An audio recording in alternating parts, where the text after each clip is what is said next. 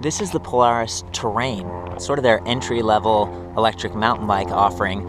Only comes in one size, and the differences between this and some of the higher-end offerings for mountain bike is that it's got mechanical disc brakes versus hydraulic, and also a 20 mile per hour top speed versus 28, that speed pedelec on the next level up. So otherwise, it's fairly similar, and it's kind of a cool bike. They've really done some upgrades since the last version, which I saw in 2012. They had a few different models out. I'm just gonna touch on the bicycle aspects of this before we get too deep. So 8-speed SRAM X4 trigger shifter up front. There we go. There's the cassette in the back. Got a super low ring for climbing, and the SRAM X5 drivetrain. Not too bad back here. Got a plastic bash guard, which does help a little bit. Maybe keeps the chain on track, and it's designed to keep rocks and stuff from dinging your teeth on that front ring. I do really like the pedals, Wellgo platform pedals, and they've got those threaded set screws there that you can raise or lower depending on how much grip you want. Very cool. Also, their mountain bikes have kickstands, which I kind of like. And one of the things that strikes me about these is maybe they're like light trail kind of stuff. They're a little bit heavier, 52 pounds, and the battery is a little bit higher than maybe like Easy Motion or the Bosch system where it keeps the weight really low. And they just, it's kind of like mid-level performance. And that's just my opinion. That's just kind of how it feels. With that said, as mentioned before, these have the Tektro electric bike specific brakes that have cut off to the motor, so at any point in time you can kill the motor with the brakes just by squeezing them. And these ones have a bell built in, which I really like. Grips up here are kind of cool. This is what I mean, like ergo grips for mountain bike, and a little bit more of a relaxed seat tube position. So if you raise and lower the seat, even though there is only one size in this bike frame, you can, that kind of goes out towards the back and you increase the reach. So it seems to work pretty well. I'm about 5'9", and this feels very comfortable to me. So anyway, this one also has a throttle, and the other electric mountain bike from Polaris that's kind of a step up does not, and it's the Speed Pedelec. So that's sort of something to keep in mind. Anyway, back to the hardware. 180 millimeter rotors, front and rear Tektro. Again, these ones are mechanical disc brakes. Got a Suntour fork here with a lockout and kind of a basic, how springy you want to make it. You can kind of go halfway, or you can go all the way and lock it out, and that's nice. Again, especially if you're riding around town and you're really using this more as a commuter, which I'm a fan of because it's softer sometimes than cruisers. You've got these big tires, knobby. The knobs give you some cushion, and the bigger tires themselves do as well. So these are 700 by 52B Alex Rim FR30s.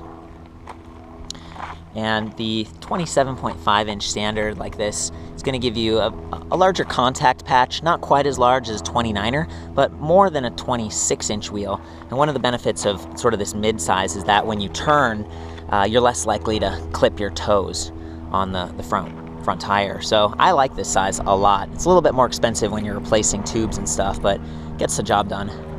So let's jump into some of the drive specs, right? The electric stuff. This battery, 44 volt, 6 amp hour. Kind of curious. A lot of electric bikes have, like 3610 or maybe 4810. So for this to be 44.6, just kind of an odd size. And 6 doesn't seem like a whole lot, but this bike does offer regenerative braking and 2 levels of regen. So it's possible that you could be putting more energy back, and frankly, that keeps it a little bit more affordable. This bike's around $2,500. It also makes it a little bit lighter. But again, this is like a 52 pound bike. Kind of, just interesting the way that it's set up.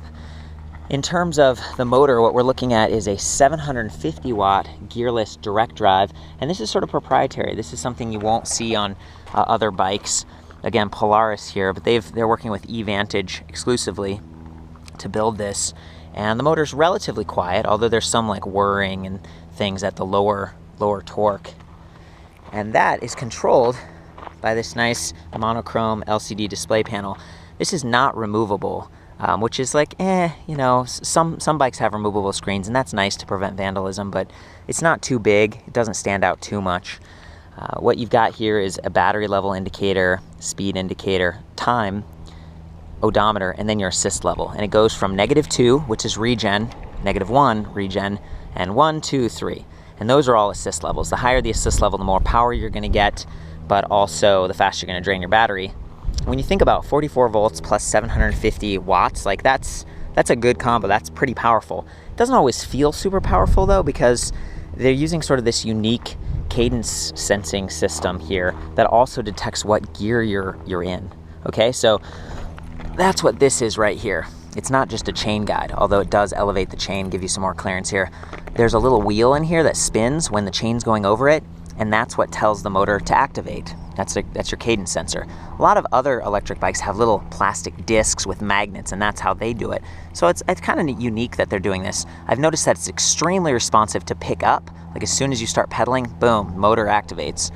But when you stop pedaling, it takes a little while. There's a delay. It's like, and then it stops. I wish it quit sooner, especially on an electric mountain bike, because if you're at the edge of a cliff or something and you stop pedaling, you want the motor to stop too. Well, the good news is that, again, it has electric cutoff in both brake levers, and that's very instantaneous. So just something to keep in mind.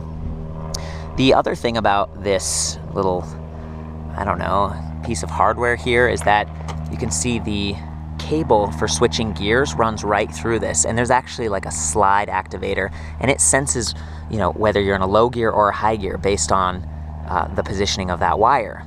And that's really cool because it basically tells the motor, oh, we're in a climbing gear, go a little slower, give them more torque. Or, oh, we're in a speed gear, we don't need as much torque, we need right now is speed. So that's very cool. I mean, I don't know of too many other companies that are doing something like that. I'm not sure how, that it's perfect right now.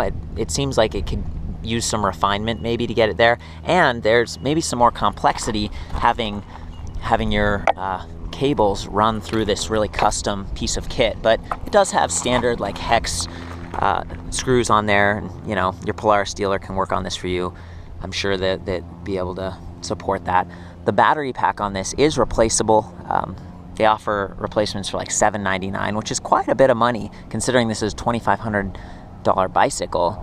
Again, like almost $800 for a replacement battery is quite a bit, especially 44 volt, 6 amp hour. So kind of surprised, but this does have a 2-year warranty on all the hardware and stuff. And I don't think that exactly covers the battery. They look at how many charge cycles you have. One of the things that I like about this frame, and I should call out before I forget, is all the cables do run through it, and it's pretty rigid. You can see it's really reinforced here.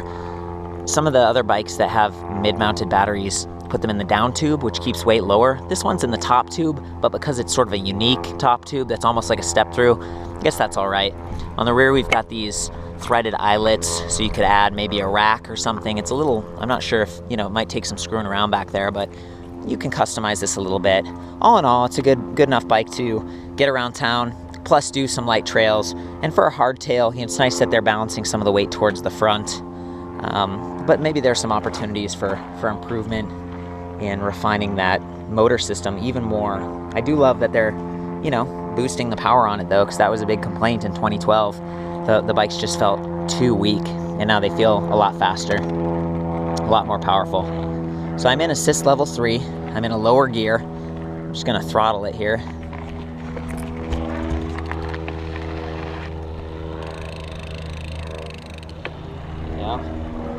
Kind of got me going a little bit, but it sort of drops off, so I tend to keep pedaling. So I noticed that if I push the throttle all the way, sometimes it stops, but if I hold it almost all the way, it keeps going, and I'm doing pretty well that way. Climbing hills a lot easier, getting higher speeds.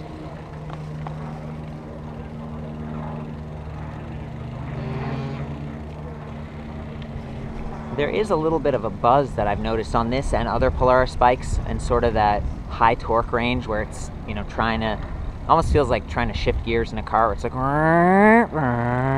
that kind of sound. I'll try to demonstrate that a little bit for you.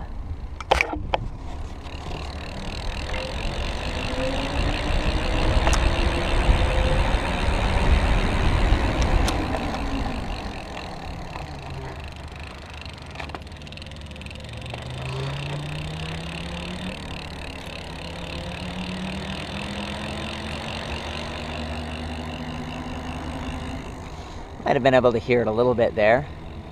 Yeah, okay, so that's a big discovery. Like if you don't put the throttle all the way, it's more consistent. Before it was kind of cutting out on me a little bit.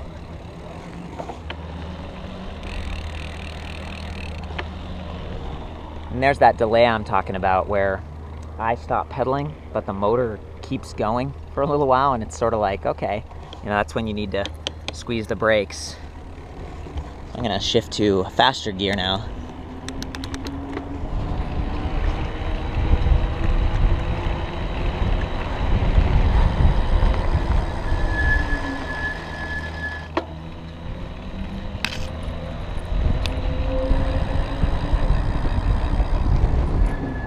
Yeah, relatively quiet, gets the job done, and pretty refined. This is definitely a purpose-built electric bike. The motor, everything on this is fairly custom, and it performs pretty well. So if you're looking for something that's pretty responsive, I guess this wouldn't be super responsive with the way the motor cuts off, but it is, I don't know, it feels fluid to me. It's smooth, it's pretty quiet, it's got that regen, and if you like Polaris, and you've bought stuff from them in the past and you're looking for a big company, that's something that this bike offers. So yeah, I'm excited that they're redoubling their efforts and updating the design.